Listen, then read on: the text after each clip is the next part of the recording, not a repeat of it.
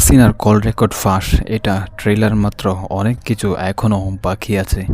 জুলাই আন্দোলনের সময় ছাত্রদের উপর সাবেক প্রধানমন্ত্রী শেখ হাসিনা গুলি চালানোর নির্দেশনা দিয়েছিলেন।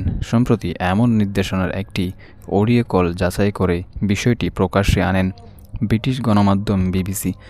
বিবিসির ওই প্রতিবেদনের বিষয়ে মন্তব্য করতে গিয়ে আন্তর্জাতিক অপরাধ ট্রাইব্যুনালের চিফ প্রসিকিউটর তাজুল ইসলাম জানিয়েছেন, কল রেকর্ডটি বিবিসি উদ্ধার করেছেন আন্তর্জাতিক অপরাধ ট্রাইব্যুনাল বিশেষ তদন্তকারী কর্মকর্তার।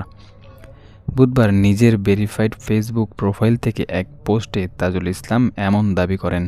তিনি পোস্টে লিখেছেন, মন্তব্য নিষ্প্রয়োজন, নিজের চোখেই দেখে নিন। তবে এই কল রেকর্ডটি বিবিসি উদ্ধার করেছে আন্তর্জাতিক অপরাধ ট্রাইব্যুনালের বিশেষ তদন্তকারী কর্মকর্তা।